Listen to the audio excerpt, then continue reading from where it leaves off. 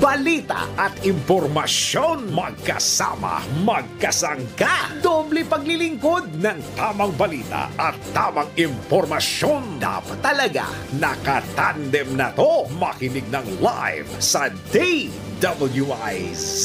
Naka-live din sa DWIZ Regional Integrated News. Panoorin ang live sa Aliw 23 at i-follow na sa social media DWIZ Facebook at YouTube. Tandem nina David at John. David Oro at John Ibanez. Magkakambal na pagseserbisyo sa bayan. Hatid ang mga balita na bagong-bago. Hindi OA. Diretsahang pagbibigay ng kailangang impormasyon sa bayan. Tandem nina David at John. Hatid ng nagbabalita ng tama. Naglilingkod ng tama. DWIZ.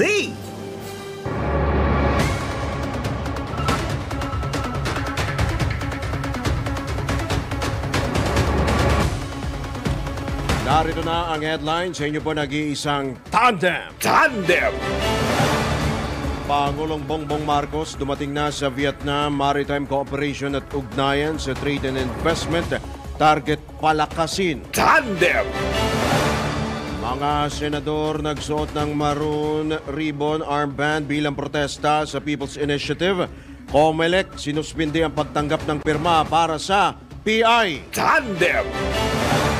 Halos 40% ng mga Pilipino positibong bubuti ang ekonomiya ng bansa ayon sa isang survey. Tandem!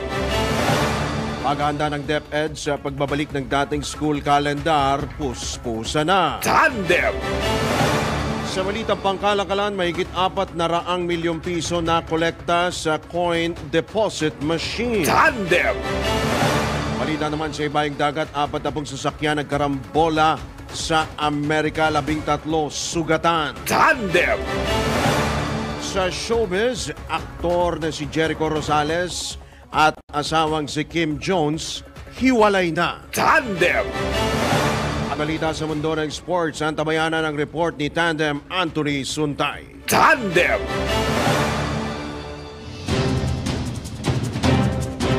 Magandang umaga Luzon, Visayas, Mindanao, Mega Manila at sa buong mundo. Kayo pa rin po ay nakatutok dito sa May Totong Lakas, DWIC 882 at Aliw Channel 23 ngayong araw na ito ng Martes. Ngayon po ay Enero at 30 taong 2024. Sa ngalan ni Tandem David Oro at John Ibanez, Drew Nasino. Tandem! Sa oras na 6 na sandali makalipas ang ika-6 ng umaga ngayong araw na ito ng Martes, sa detalye nga po ng mga balita. Nasa Vietnam na ngayon si Pangulong Ferdinand Marcos Jr. kasama si First Lady Liza Araneta Marcos. Alas 3:05 ng hapon kahapon nang lumapag sa Noi Bai International Airport sa Hanoi ang eroplano ni PBBM. Sasalang ang Pangulo sa 2 araw na state visit kung saan inaasahang makakausap o makakapulong nito ang ilang Vietnamese officials. Inaasahang tatalakayin din sa pulong ang mga isyu kaugnay sa maritime, agriculture at food security. Maliban dito, nakatakdaring makipagkita si PBBM sa Filipino community sa nasabing bansa. Inanunsyo naman ng Malacanang na si Vice President at Education Secretary Sara Duterte ang magiging caretaker ng bansa habang nasa Vietnam si Pangulong Marcos. Tandem! Umaasa naman ang gobyerno na makapagdadala ng mas maraming trabaho at oportunidad sa Pilipinas ang 2 araw na state visit ni Pangulong Bongbong Marcos sa Vietnam. Ayon kay Trade and Industry Undersecretary Kim Bernardo Loquin, tututukan ng state visit ng Pangulo ang paglagda sa isang rice deal sa Vietnam. Layunin anya ng punong ekutibo na i-modernize ang agrikultura para sa mithiing ito at tiyakin na maisa sa katuparan ng mga layunin para sa 8-point socio-economic agenda. Gayunman, sa kabila nito umaasa DTI na makikipag-usap din ang Pangulo sa mga namumuhunan sa iba pang sektor. Tandem! Samantala, isusulong naman ni Pangulong Ferdinand Marcos Jr. ang pagtataguyod ng kapayapaan sa mga pinag-aagawang teritoryo sa kanyang 2 araw na state visit sa Vietnam. Ayon sa Pangulo, mahalaga makipag-ugnayan sa Vietnam na isang kapitbahay ng Pilipinas at hindi pagkakaunawaan o tutukan ng hindi pagkakaunawaan na maaaring umusbong sa mga pagkakamali at disgrasya sa karagatan. Uday nito, sinabi naman ni PBBM na pangungunahan ni National Security Council Secretary Eduardo Año ang pakikipag-ugnayan sa mga counterparts sa Vietnam. Ang dalawang nasabing ASEAN countries naman ay mayroon ng kasaysayan ng ilang beses na pagtutulungan sa karagatan sa panahon ng mga sakuna o aksidente. Tandem!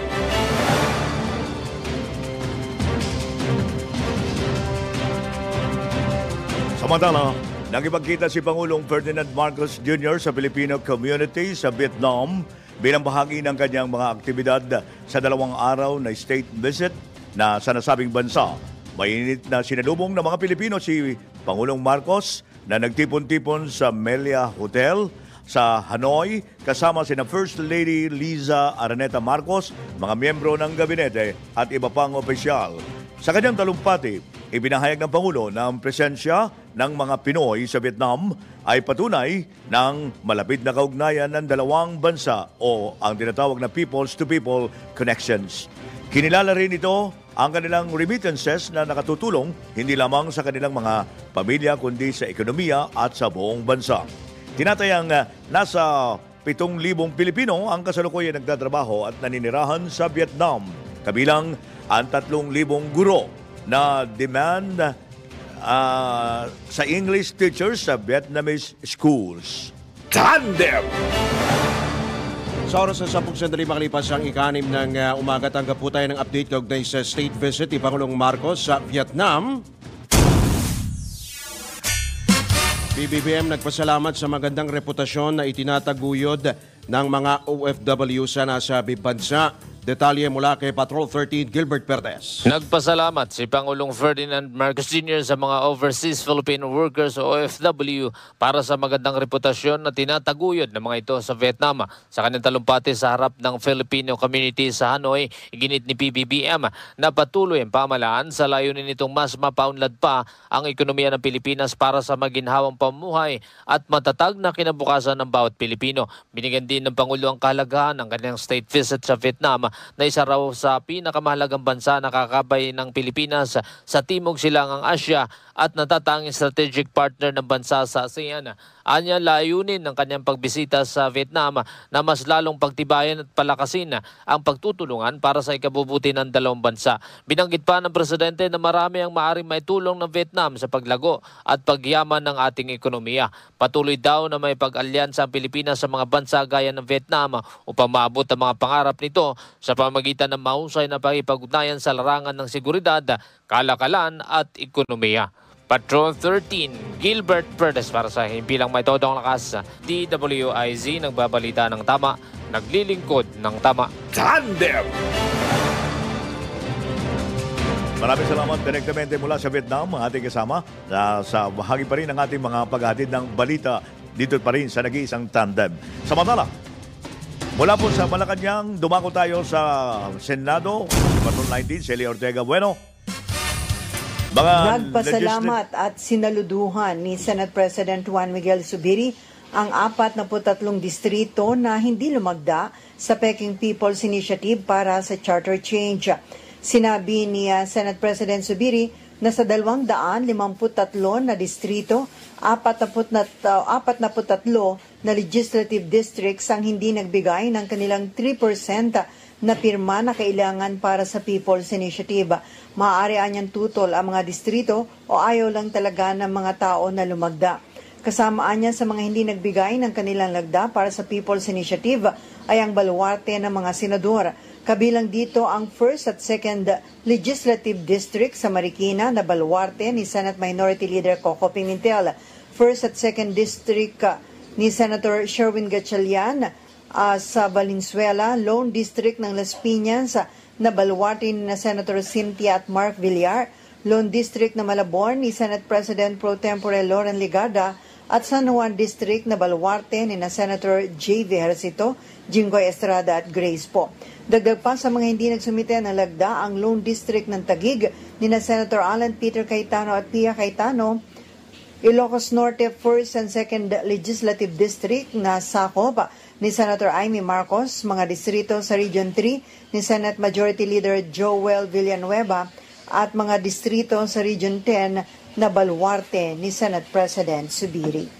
Ito sa Patrol 19, Celly Ortega Bueno para sa DWIZ nagbabalita ng tama, naglilingkod ng tama.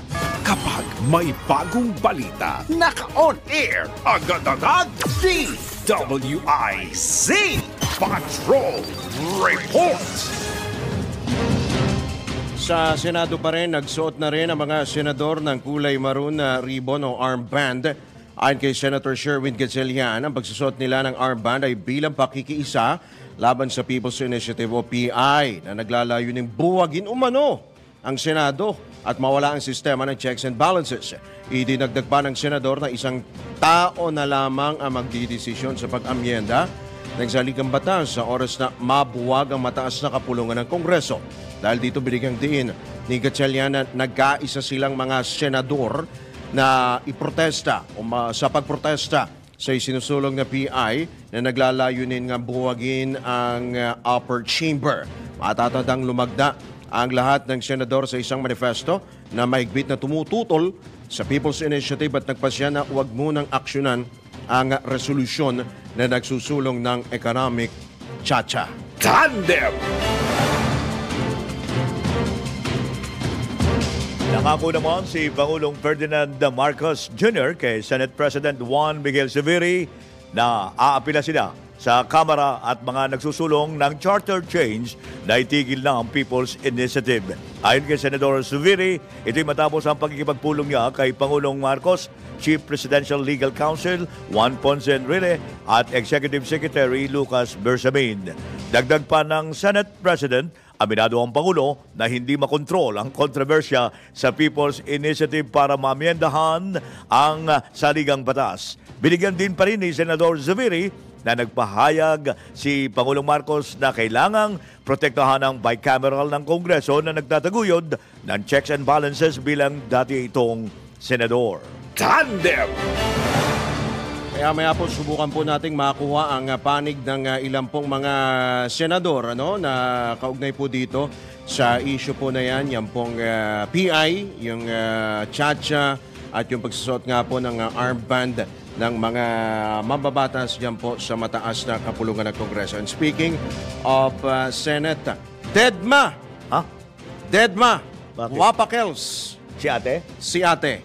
Ito ang tugon ni Manang. Ang tugon po ni Senator Amy Marcos sa mga banat laban sa kanya at sa mga senador sa harap ng umiinit, tumitinding bangayan ng mataas at mababang kapulungan kaugnay sa charter change o chacha. Ayon kay Senator Marcos, hindi niya nais patulan ang mga panawagan ni Congressman Benny Abante sa mga kapwa mambabatas na iwasang gamitin ang prayer rally bilang political tool sa debate kaugnay si chacha. Una nang inihayag ni Congressman Abante na kalapastanganan kapag ginamit ang prayer rally o panalangin na may halong pamumulitika. Bago gunita sa prayer rally ng Jesus is Lord, idinaan ni Super Ate sa panalangin ang umiinit na usapin at kanya pong ipinagdasal na ilayo sa mga demonyo ang kanyang kapatid ni sa Pangulong Bongbong Marcos. Tandem! Buwelta naman si Senador Chis Escudero. Ayan na. Sa banat ni Congressman Ace Barbers. Talagang kanya-kanya nito. Kaugnay dito sa pag-amyenda sa 1987 Constitution. Ayon sa Senador, ito'y dahil ayaw ng mga kongresista na umalis sa kanilang comfort zone. Totoo ba yun? Meron bang ganon? Comfort. At dagdag pa ni Senador Escudero na ang akala nila ay economic provision lamang ang nais ng mga kongresista sa amyendahan o na-amyendahan. Ngunit tinanong ni Senador Escudero kung ano ang tinutukoy ni Congressman Barbers kaugnay sa amendments at ipinupukol sa mga senador na ayaw umalis sa comfort zone dahil tutol sa charter change o chacha. Iginit naman ni Senador Joel Villanueva na nahuli na naman sa bibig ang mga kongresista. Tandem! Alright, at speaking of Senado, hingin po natin ang reaksyon po ng isa rin po sa mga miyembro po ng mataas na kapulungan sa katauhan po ni Senator Ronald Bato de la Rosa. Magandang umaga po, Senator de la Rosa. Welcome po muli sa DWIZ LU23. Drew Racino po at Senyor Ray Pacheco. Senador, si Senyor po. Good morning. Yes, Senyor Ray at si... Drew. Si Drew po ito, Senator. Drew, Opo. ikaw pala yan. Oh, kumusta po? Senator. Kumusta, Senator? Mukhang nagja-jogging ka ba ngayon? Ay, hindi. Gising ko lang. Gigising niyo ako. Balita ko pa, hanggang sa pagtulog mo, nakasuot ka pa rin ng maroon na ano. Naka-armband ka pa ba ngayon? Armband ka pa rin ng maroon. Ganinda. Natanggal na. Okay. So, yung armband na yan ay bilang pagpapakita na ang inyo pong pagtutol dyan po sa People's Initiative. So, hanggang ngayon po ay magsusuot pa rin po kayo ng armband. Titignan ko kung maibigay pa kasi nalaglag yung akin kahapon, kagabi pag-uwi ko. Maghanap ako kung meron pa doon. Pero, Senator, mainit po ang issue po ngayon. Hanggang ngayon po, yung inyo po mga kasamahan, tuluyan pa rin po ang pakikipagbatuan po ng putik sa mga kapwa mambabatas dyan po sa Kamara. Sa inyo naman po, mga Senador, although ano ho ang reaksyon nyo po rito sa balita po na sinuspindi nga po ng Commission on Elections, yung pagtanggap po ng mga pirma para po sa People's Initiative? Yes, mabuti naman, no? Mabuti naman at ang Kumilik ay gumawa ng ganung hakbangin. Pero ganun pa man, kailangan talagang yung measures, no? Ay kailangan ma-institutionalize. So we have to take our moves further, no? Para masiguro natin dahil pwede man yang baka yung Soncho's art of war. Okay. You attack when the enemy is weak and withdraw when the enemy is strong. Diba? Baka ganun yung mga ginagawa ng Parang art of war, The art of war yan, ha? Yeah, ngayon na medyo mainit, pati taong bayan ay galit na galit sa kanilang ginawang hakbangin, ay may nag-advise sa Kumilik na withdraw muna, at mainit ang usapin, mainit ang guwan. Okay. Malakas yung bira sa atin ngayon. Opo. At kapag natahimik na naman, baka mamaya, Yan na naman. babalik na naman yan, di ba? Pwede namang ipagpatuloy yan later on kung medyo lumamig na ang issue, di ba? Okay. No, not stopping them dahil wala pang institutionalized talaga yung safety mechanisms para hindi talaga mangyari yan.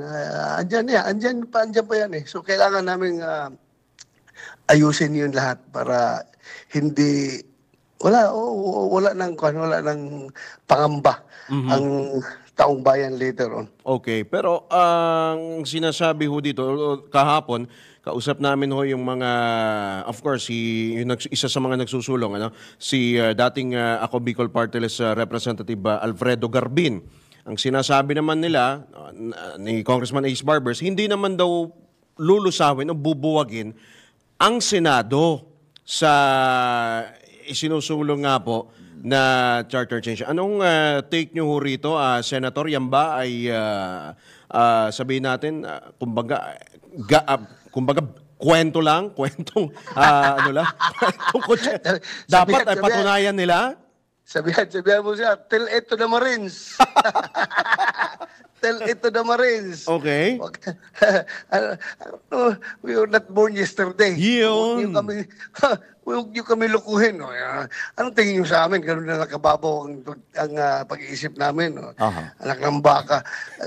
Kita naman dyan sa pinapasa ninyo na petition na ang subject ng inyong amendment is sugarcoat pa niyo na we are only after of economic reforms, economic amendments. Ano economic amendments? Kaklaro dyan sa pinapapirmahan ninyo sa taong bayan na political amendment yan eh. Yung ginagawa niyo na gusto niyo voting jointly. So, ano sabihin niyo na lulusawin ang Senado? Ay, hindi nyo nilulusaw, kunyari. Pero the mere fact na voting jointly, wala na, lusaw na kami dyan. Ay, naku, lokohan pa tayo. Huwag nyo, niluloko yan, mahirap kasi. Yan, mahirap. Kapag from the very start, meron kayong hindi magandang intensyon, wala na. Kahit anong pagsisinungaling nyo dyan, wala, tapos na. Ay, klaro naman ang intensyon ninyo na gusto nyo kaming tanggalan ng bayad, gusto nyo kaming kakapunin. Tagalan nyo kami ng buses dahil voting jointly. Paano kami maka-oppose? Paano kami protest dyan? Paano kami Salita. salita kung 24 lang kami, kayo 316.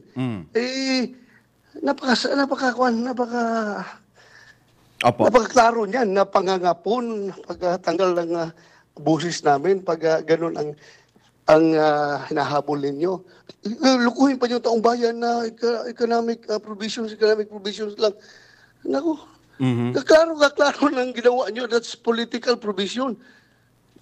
Tapos economic provision na yung kung economic provision ang gusto niyo, bakit hindi niyo nilagay na lang doon sa inyong yung papel na papipirmahan ninyo na gusto niyo i-amin, ganito, ganun. Bakit diretso niyo kaagad na voting jointly? I-amin niyo kaagad yung Article 17, Section 1, Section 1 ng Article 17 ng Constitution. Dumiretso agad, hindi kumatok. Yeah, which is an economic, which is a political provision. Okay. Senador, sabi ng mga ilan, itong Chacha, kasi mula pa yan 2006 kung natatandaan natin. Ewan ko, kung narinig Ilang beses na, pero nabigo. Ilang beses na yan, pero laging kontrabida, at the end of the day, ay ang Senado. Laging ganun na nangyayari dyan Ang maharang, Senado. On and off yun. Every time na ma-initiate yan, yung People's Initiative na yan, ewan ko, kung paano nangyari na biglang ang presidente, nagpahayag na sang-ayon siya dyan. Okay. Diba? Pagkatapos, ang Senado din, nagpahayag din ng okay din. Kaya hindi, out of the blue, biglang nagkagulo. Nagkakaintindihan ba kayo dyan o nagkakaunawaan? O hindi, o nagkakaintindihan lang pero hindi nagkakaunawaan.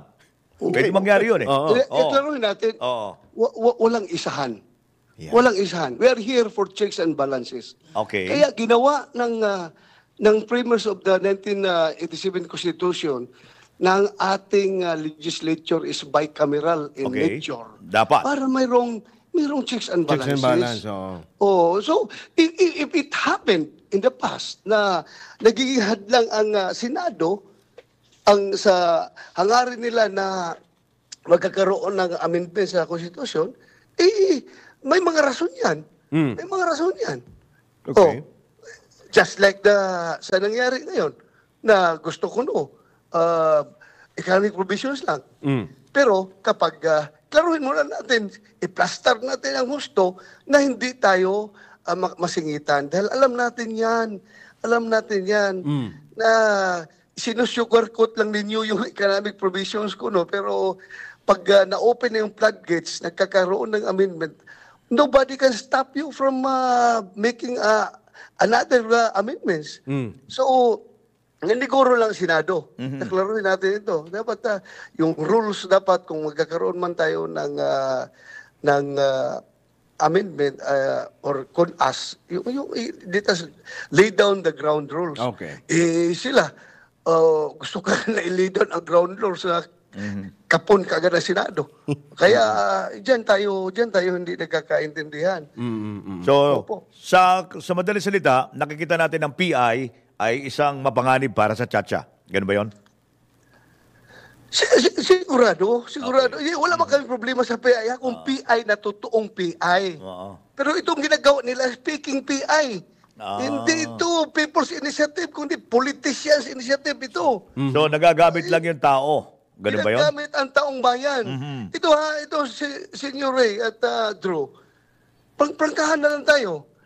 Kung gusto nila, kung talagang ang hangarin nila sa People's Initiative na ito, Sila naman talaga sa likod dito eh. Ah. Kung maganda ang kanilang hangarin, Mhm. bakit hindi nila inaangkin itong PI na ito? Bakit Ayun. sila deny ng deny? Nagtatago sila. Nagtatago sila. Ibig sabihin from the very start, Akuin nila. mayroong masamang, akuin nila, mayroon silang masamang intensyon. Hindi talaga magandang intensyon itong PI na ito dahil hindi nila inaangkin hindi nila inaamin na silang nasa likuran eh. Ayun. Parang tila bagang sila na lang ang hindi nakakalam na sila pa lang nasa likuran itong PI na ito, samantalang buong bansa ay alam na sila nasa likuran dahil sinong gumagalaw? Mga staff ni Congressman, mga tao ni Congressman. At ina-explain pa na gusto ni Congressman na ganitong gawin natin para daw para magkaroon ng batas ang ayuda itong AX at saka itong tupad na para magkaroon ng batas para institutionalize na at kayo na makakatanggap pa lang. At saan kumukuha ng pondo yung People's Initiative, di ba? Yun nga eh. May pera ba sila? Nga. PI, perang iniwan. Oo. At saka, ang bilis, very much organized. At saka, ginawa nila na nakabakasyon. Kaya nabulaga na lang kami dahil blitzkrieg attack sila, no? Meron talaga, from the very start, merong deceit. Merong panglilin lang, merong pang-iisa dahil ginawa nila nung panahon na naka-break kami para hindi kami makareact. Pagkatapos ng break, yun na, tapos na ang koleksyon nila. Nagsabita na sa kumilik. Ay meron talagang masamang intention from the very start. Kaya kami ay hindi kami papayag na maisahan ang taong bayan sa ginagawa nila. Hindi kami papayag. So, nagulat na lang kayo, naisahan kayo, ha? Yes. Ngayon, maiba tayo doon sa naisahan kayo, sa Senador Bato. Natatandaan nyo yun na naisahan din ba kayo doon sa issue ng ICC? Nako. Oo. Nalusutan ba kayo? Naisahan din ba kayo sa ICC na nandito na raw? Yun pala, nagulat Nandito kayo. na nga ba? Nandito nga ba? Yun na. Ang hirap, daming mga yung backdoor? ang daming mga alingas-ngas na hindi natin maintindihan. Bigla na lang nananahimik kayo, biglang out of the blue, biglang kung ano mga nangyari. Merong People's Initiative, merong ICC, ayan na. Paano ba yan? Ang tanong dyan is, nagkakataon ba na ito ay nagiging coordinated attack? Nagkakataon ba? Who is behind this? Sino nag-synchronize? Bakit very coordinated attack itong ginagawa nila? So, nagkakataon ba? Sino ba ang nakikita nyo na posibleng nasa likod, Senator? Sorry to interrupt, Senator. Sino ho ba? Do you have any clues? Ang nasa likod nitong yung People's Initiative ay sila ring nasa likod nitong ICC. So you mean to say, are we talking about House Speaker Martin Romualdez? I will give you the answer in due time. Pero yun ang malinaw doon, ha? Okay. You will give me the answer in due time. Pero yung bagandang statement yun na yun. Tanungin mo si Trillanes kung sinong kasama niya naghahanap ng paraan na mapindown kami. Kala ko ba, Senador, puro kalokohan lang yan si Trillanes. Dahil tatakbo yan sa Caloocan. Tanungin mo siya kung ewan ko kung bakit sa panahon na talagang nangangailangan ng paraan para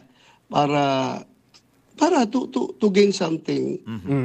Bakit akala ko sabi niyo kuha na lang yung wala nang naniwala diyan kay Trillanes dahil puro parang puro kalokohan.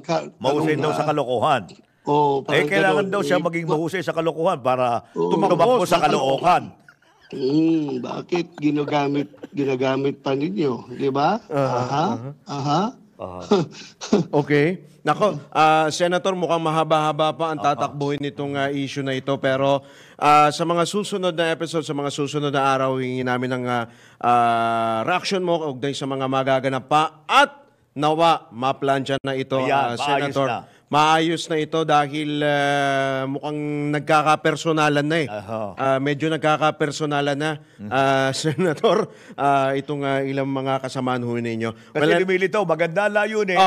Pero parang nagkakaroon ng yung layunin nasisira dahil parang merong lumilitaw yung personal interest ng bawat isa. Yan ang mabigat. PI, personal interest. Yun.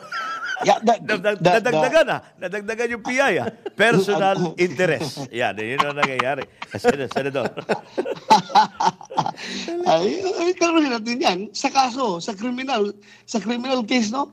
Kasi kung nagsuntukan tayo ngayon na Senyor ikaw, Dro, kung nagsuntukan tayo ngayon, sinong naunang nag-provoke? Ha? Sino nag-provoke? Who was the first one who threw the punch? To hit. Bakit mo ako sinuntok? Kaya sumuntok lang rin ako dahil sinuntok mo ako una eh. Di ba? Yeah. Okay. So, sinong may liability? Yung unang liability. Ang unang nanuntok. Yeah. Okay. Harinawa walang umabot sa knockdown dyan, ha? Wala naman sana. At kasi kawawa lagi taong bayan. Yes. Nagigitna sa suntukan lagi ang taong bayan, Senador. Ganun talaga. Ganun talaga nangyari dyan. Ganun talaga nangyari dyan. Kaya nga sabi ko sa inyo, baka sabihin na naman nila, siguro sagot nila, personal interest lang yan dahil ayaw nilang malusaw ang Senado. Ayun. Well, sabihin ko sa inyo, kung magsabi ang taong bayan ngayon, yung PI, kung totoong PI talaga, at sabihin ng taong bayan na ayaw na namin ng Senado, lusawin yung Senado, bibili kagad ako ng plane ticket bukas uwi ako ng Davao. Ayaw ko lang. Taong bayan nagsabi, lusawin natin Senado. Sige, lusawin natin. Ano pakialam ko dyan? Meron naman akong retirement hanggang forever. Hanggat mamatay ako, may retirement ako sa PNP na paggastos ko Ang bili ko ng mga gamot kung may sakit ako. Diba? Wala ba sabihin yung personalan dito ba? Yung sabi niyo, personal existence yung pinapahit ng Senado. No, it is the institutional existence ang aming hindi namin gustong at during our watch bababuyin niyo ang Senado. Kakapunin niyo ang Senado. Hindi po pwede yan. Hindi po pwede yan. So we have to fight as an institution. Hindi na ito personal na laban Senyor Hindi na ito personal na laban. Institution ang nakataya dito. Kaya sabihin mo, pag sinabi ng taong bayan, umuwi ka na ba to sa Davao? Ayaw na namin yung paninirvisyon mo bilang senador. O lusawin namin Senado. Mabilis pa ako sa alas 4. Kasarap mabuhay na walang ginagawa doon. Bakit papasok dito sa sakit ng ulo? Relax lang. Nako, Senator. Well, anyway, marami pong salamat, Senator. At good luck po sa inyo. At God bless po, Senator. At sana maayos na yan, ha? Opo. Okay. Yes Ingat po. Maraming salamat. Salamat po. Senyor At Drew, salamat. Salamat po. Sa taong bayan, huwag niyong isipin na forever ito. Mayroong solusyon yan. Opo. Hindi pwede magiging forever. Hindi pwede forever nakaupo ang kuwan dyan. Hindi ito removal of term limits, ha? Opo. Na forever kayo pwede maging nasa pwesto. May solusyon ito. May solusyon. Okay. Sige po, Senator. Maraming salamat. Good morning po sa inyo. Good morning. Good morning Si po. Good morning. Senator Ronald Bato de la Rosa ang inyo pong napakinggan.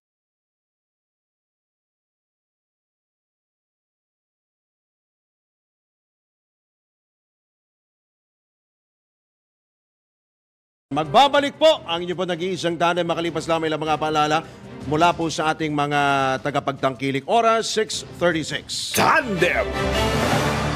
That time check was brought to you by Air Asia Fiesta. Fly Air Asia to Boracay, Puerto Princesa, Davao, Bohol, and more. Directly from Manila, Cebu, or Clark. Enjoy promos available for booking via airasia.com or download Air Asia Super App today. Masakit ba ang iyong ulo at katawan dahil sa sobrang trabaho at iba't ibang stress sa buhay? Sandali, mag-break ka muna. Hindi lang simpleng break. Mag-Herbalaya break ka muna. Hinga ng malalim at imasahe ang ulo at katawan gamit ang Herbalaya Liniment Oil. Sa sakit ng ulo at katawan, dito na tayo sa subok na, dekalidad at siguradong ligtas. Herbalaya, amoy na kaaya-aya sa bawat pahid ay ginhawa. Mabibili sa mga botika at grocery stores sa inyong lugar. Also available in roll-on and cream. maniwala sa mga claim na yan. Patunayan na yan sa Let's Prove It! Sa kabila ng kagandahan ng iba't ibang kulay ng mga butterfly at moth, totoo nga bang nakakabulag ang mga pulbos o alikabok na nanggagaling sa mga pakpak ng mga ito? Tara, let's prove it! Paniniwala lalo na ng mga matatanda na ingatang ihawak sa mata ang kamay kapag nakahawak ng butterfly o moth dahil nagiging sanhi daw ito ng pagkabulag. Hindi naman sang-ayon dito ang isang lepidopterist o taong nag-aaral at nangungulekta ng mga butterfly at moth na si Amy Lynn Barrion Dupo dahil ayon sa kanya ay hindi nakakabulag ang powder sa pakpak ng butterfly o moth. Halos kaparehas lang din daw ito ng epekto ng alikabok, ang epekto ng powder sa pakpak ng butterfly o moth kapag napunta sa mata ng tao. Mapupuwing ka lang, maaaring mairita ang mata kapag kinamot, pero hindi naman ito ang magiging dahilan ng iyong pagkabulag. Alamin kung bawal o hindi dahil kung di mo alam to, kaso ang kakaharapin mo sa NBI. Nako, bawal ito! Perwisyong babuyan ng inyong kapitbahay? Nako, bawal ito! Naiinis ka na ba sa babuyan ng kapitbahay mo dahil bukod sa maingay, tila hindi na sariwang hangin ang nalalanghap nyo? Alam mo ba na pwede mo itong ireklamo? Abatement of public nuisance ang tawag dito.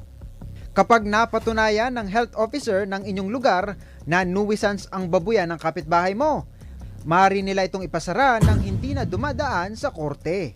Dahil sa ating batas, ang anumang bagay na nagdudulot ng pinsala o discomfort sa tao ay maaaring ipasara o sirain.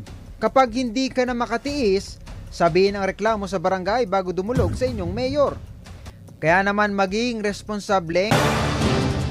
Sa inyo pong nag-iisang tandem sa pagpapatuloy pa rin ng mga balita, sinuspindi na nga ng COMELEC ang pagtanggap ng mga lagda at iba pang proseso sa People's Initiative o PI para nalayuning amyenda ng saligang batas. Unanimous o lahat ng commissioner ng Paul Barry and Bank ang bumoto pabor sa suspensyon ng proseso kaugnay sa People's Initiative. Ayon kay COMELEC Chairman George Garcia, indefinite o walang katiyakan kung kailan matatapos ang suspension ng poll body. Dagdag pa ni Chairman Garcia, kailangan na nilang repasuhin ang kanilang implementing rules and regulations kaugnay sa PI. Tandem!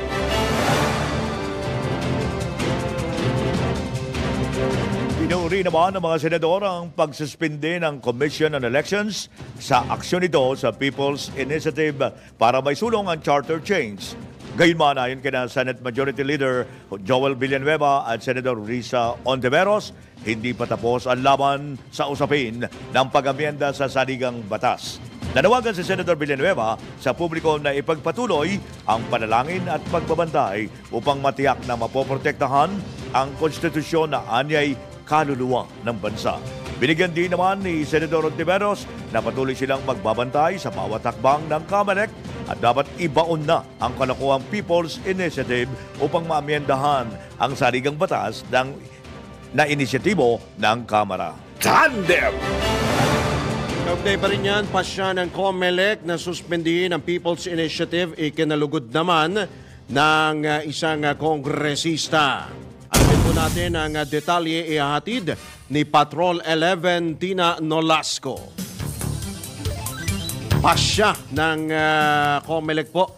Ito po, itanggap po tayo ng update mula po sa Kamara mula kay Patrol 11 Tina Nolasco. Kinatigan ni House Deputy Minority Leader at Active Teachers Party List Representative Franz Castro ang desisyon ng Commission on Elections o COMELEC na pansamantalang ihinto ang kanilang mga hakbang ukol sa People's Initiative para sa isinusulong na Charter Change o CHA-CHA. Ayon kay Castro, maganda itong balita at hihintay nila ang formal at nakasulat na desisyon na ito ng COMELEC. Sa totoo lang, ani Castro, mag-aaksaya lamang ng oras at pera ng taong bayan ang umano'y peking initiative at sayang ang pagod ng COMELEC kung papatulan pa ito. Mungkahin ng Teacher Salon, mas dapat tutukan ng komisyon ang pagpaparehistro ng mga botante para sa nalalapit na midterm elections sa 2025 dahil masasayang lang anya ang kanilang mga tinatanggap na pirma kung iwi-withdraw din kalaunan. Ito si Patrol 11, Tina Nolasco para sa impilang may todong lakas DWIZ, nagbabalita ng tama, nagiringkod ng tama. Tandem!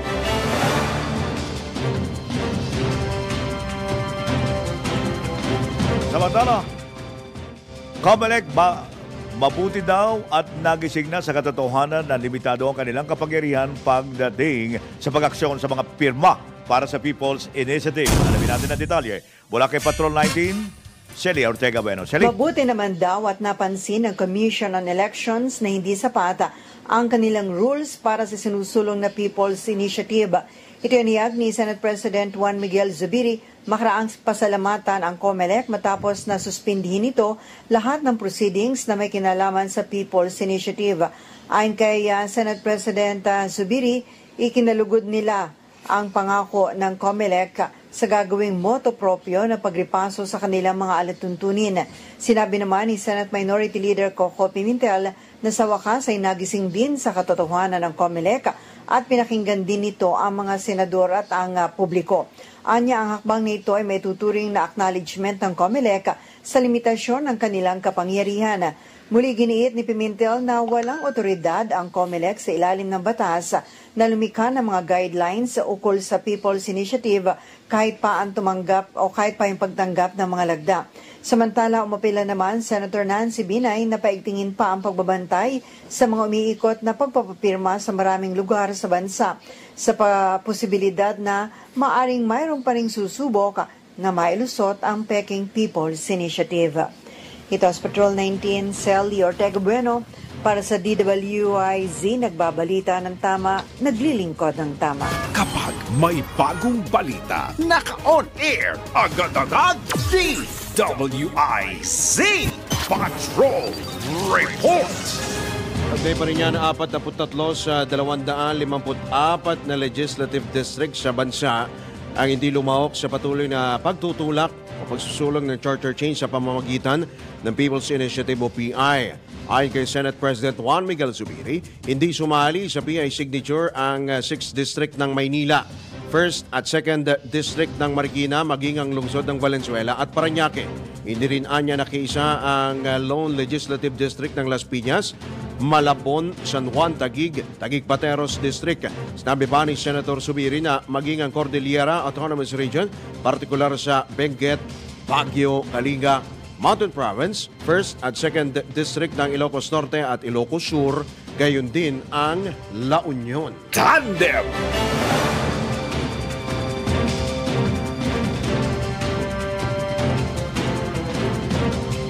Itinanggi naman ng Commission on Elections na may nag-pressure sa kanila para suspindihin ang pagtanggap ng lagda sa People's Initiative na nagsusulong ng charter change. Ito ang nilinaw ni COMELEC Chairman George Garcia sa gitna ng umugong na alingas-ngas na may nag-impluensya sa poll body sa kanilang desisyon. Paliwanag ni Chairman Garcia, nais lang nilang maging malinaw ang mga panuntunan kaugnay dito. Dagdag pa ng poll body chief, mas mainam na maripaso ang mga panuntunan bago pa ito questionin sa Korte Suprema. Tandem! Sa pagpapatuloy pa rin ang mga balita sa inyo po nag-iisang tandem sa pag-issue pa rin po ng tchatcha. Walang planong buwagin ng Kamara ang Senado. Ito ang nilinaw ni na Congressman Jack Duawit, Christine Singson Mihan, Aurelio Dong Gonzales Jr., Albert Garcia at iba pang kongresista kaugnay sa isinusulong na pag-amyenda sa 1987 Constitution sa gitna ng pangambang plano ng mababang kapulungan. Sabay ito ng pagsuporta ng mga kongresista sa Kamara, House Speaker at sa resolution of both houses number 6 ng Senado na naglalayo ng amyendahan ang economic provisions ng saligang batas. Ayon kay Congressman Gonzales, guni-guni lang ang nasabing planong pagbuwag ng Kamara sa Senado. Salip anya ay suportado ng mga kongresista ang pag-amyenda sa economic provisions ng konstitusyon upang mas malayang makapagnegosyo sa Pilipinas ang mga foreign investor.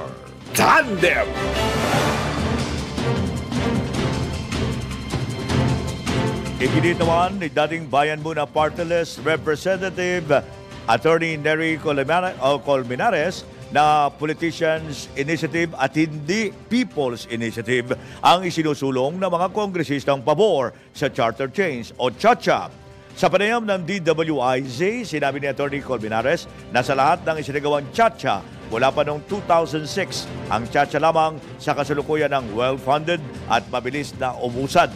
At nangangahulugan na lamangan niya ito na mapanganib ang PI para sa CHACHA. Hindi ako magtaka kung malapit na nila ma-reach ang kanilang target na 12%. At very well-organized at well-funded yung People's Initiative na ito. Sa lahat ng CHACHA, mula pa 2006 yung legal involvement ko sa CHACHA, ngayon lang ako nakakita na ganito kabilis at ganito ka well-funded and well-organized. So yeah, that makes it a very dangerous CHACHA. Well, syempre ang taong bayan, tingin naman natin dyan, sana hindi pa rin matuloy ito kasi hindi naman ito CHACHA para sa kapakanan ng taong bayan. CHACHA naman ito para sa interes ng ilan. Hindi nga ito People's Initiative, Politicians Initiative ito.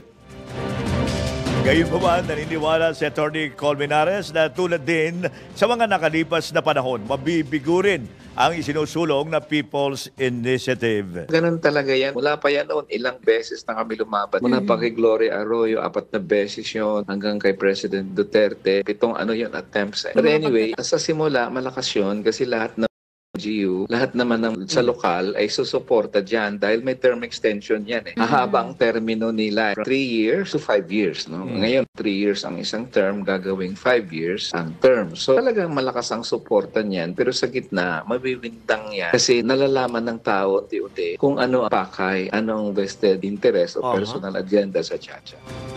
Dinig ni dating Bayan Muna Party List Representative Attorney Nery Colmenares sa eksklusibong panayam ng DWIZ. Tandem!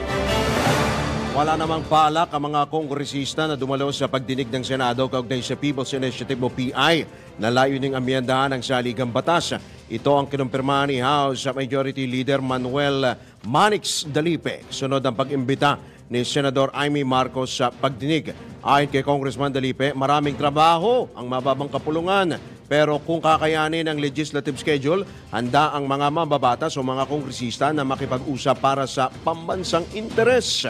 Muli ring itinanggi na mambabatas sa may kinalaman ng Kamara sa PI o People's Initiative, taliwas sa mga akusasyon ng kapatid ni Pangulong Ferdinand Marcos Jr. at iba pa. Tandem! Handa na ang Bayan Muna Party List na suportahan ang charter change. Ito ang giniit ni Bayan Muna Chairman Attorney Nery Colmenares sa usapin ng pag-amyenda ng saligang batas. Sa panayam ng DWIZ, binigyan din ni Attorney Colmenares na ito'y kung ang aamendahan sa 1987 Constitution ay ang pagbabawal sa political dynasty at pork barrel. Kami naman sa Bayan Muna, kung may proposal kang maganda para sa ikabubuti ng konstitusyon o ng taong bayan, wala kaming problema. No, halimbawa, mag-propose ka na, gawin na natin na hindi talaga pwede ang political dynasty at pork barrel. Kung gano'n ang gusto mong amyenda, pwede namang suportahan yan ng taong bayan kasi para naman yan sa taong bayan. Of course, opo. Ayaw naming mga CHACHA, yung may karga. Ito. Idinagdag pa ng human rights at public interest lawyer na wala silang problema sa CHACHA na para sa masa at walang panukanang term extension sa mga opisyal ng pamahalaan.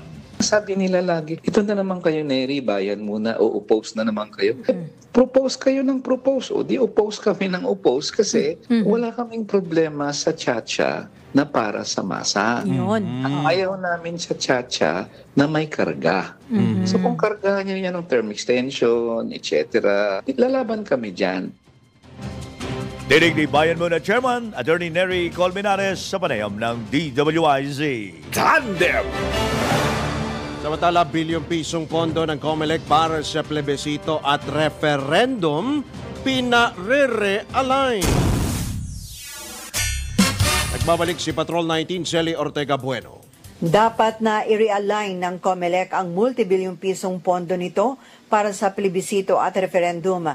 Ito ang naging panawagan ni Senator Chis Escudero sa COMELEC, makarang ihayag ni Senate President Juan Miguel Zubiri na Aapila na si Pangulong Bongbong Marcos Jr. sa Kamara de Representantes at sa iba pang initiator na itigil na ang pagsusulong ng People's Initiative. Gayun din, makaraang nagpasya ang COMELEC na itigil na ang pag-aksyon o lahat ng proceedings may kaugnayan sa People's Initiative. Ayon kay Senator Escudero, makabubuting ilaan at gamitin ang naturang pondo sa mas kinakailangan na pagkakagastusan ng COMELEC. Ito ay ang preparasyon para sa 2025 midterm elections. Inirealign kasi anya ng Kamara de Representantes sa malaking bahagi ng pondo ng COMELEC para sa paghahanda sa eleksyon kung saan inilipat ito para sa pagsasagawa ng plebisito at referendum. Sa ilalim anya ng Constitution, may kapangyarihan ng COMELEC na i-realign ang sarili nitong pondo nang hindi na kinakailangan pa na pag-aproba ng Kongreso. Ayon kay Escudero, pinasasalamatan niya si Pangulong Bongbong Marcos Jr. sa panghihimasok na sa umiinit na issue at bangayan sa Chacha. Mabuti anya at re-rendahan na ng Pangulo sina Speaker Martin Romualdez at iba pang miyembro ng Kamara de Representantes. Ito sa Patrol 19, Sally Ortega Bueno, para sa DWIZ, nagbabalita ng tama, naglilingkod ng tama. Kapag may bagong balita, naka-on air, agad-agad, DWIZ Patrol Report. Ay, salamat si Patrol 19, Sally Ortega Bueno, at antabay lamang po para sa iba pang mga balita. Dahil magbabalik po ang tandem makalipas lamang ilang mga paalala at syempre ang paalala po mula po sa ating mahal na himpilan. Oras, 1 minuto na lamang po bago sumapit ang ganap na ikapito. Tandem! This is the news and information station of Aliu Broadcasting Corporation. Nationwide, worldwide, and netwide.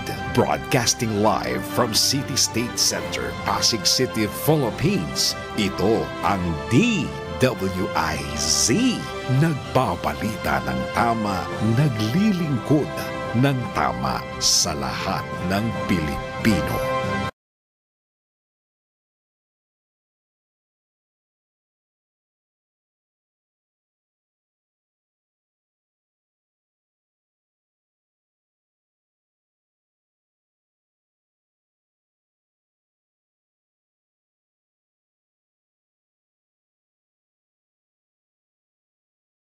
Oras ng ganap ng alas 7 ng umaga ngayong araw po nito ng Martes, ating pong pakinggan, ating pong tunghayan ang mensahe mula po sa ating ama ng himpilan na si Boss D. Edgar A. Gabangon ng Aliu Broadcasting Corporation.